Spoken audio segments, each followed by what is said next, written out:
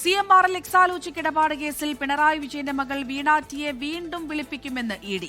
ഇന്ന് 11 മണിക്കൂറാണ് കൊച്ചി ഓഫീസിലെ ചോദ്യം ചെയ്യൽ നീണ്ടത്. SFIO റിപ്പോർട്ടിന്റെ അനുബന്ധ രേഖകളുടെ അടിസ്ഥാനത്തിലാണ് ചോദ്യം ചെയ്തത്.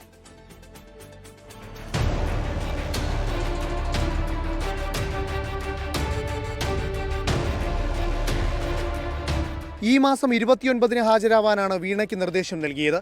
എന്നാൽ SFIO റിപ്പോർട്ടിന്റെ 134 അനുബന്ധ രേഖകൾ ഇഡിക്ക് ഇന്നലെ ലഭിച്ചിരുന്നു.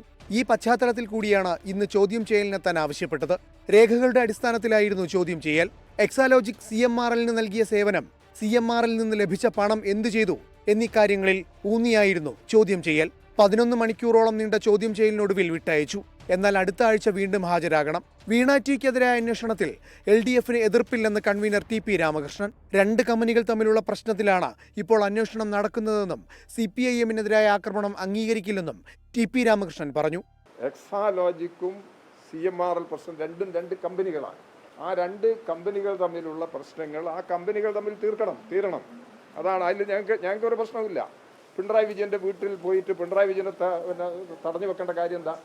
വീണയാണ് പ്രശ്നമെങ്കിൽ വീണയെ തടഞ്ഞു വെച്ചോട്ടെ, വീണയെ ചോദ്യം ചെയ്തോട്ടെ, അതിൽ നമുക്ക് പ്രശ്നങ്ങളൊന്നുമില്ല. കഴിഞ്ഞ തവണ സേവനവുമായി ബന്ധപ്പെട്ട രേഖകൾ ചോദിച്ചെങ്കിലും വീണയ്ക്ക് ഹാജരാകാൻ കഴിഞ്ഞിരുന്നില്ല.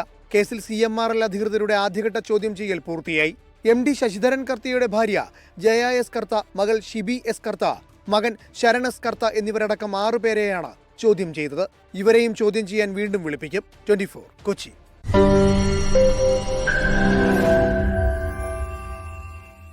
ലോകത്തെവിടെയായാലും ഏത് സമയത്തും 24 വാർത്തകളും ഓഗ്മെന്റഡ് റിയാലിറ്റി പാക്കേജുകളും എക്സ്പ്ലെയിനറുകളും വിശദമായി കാണാൻ ഞങ്ങളുടെ YouTube ചാനൽ നിങ്ങൾക്ക് സബ്സ്ക്രൈബ് ചെയ്യാം.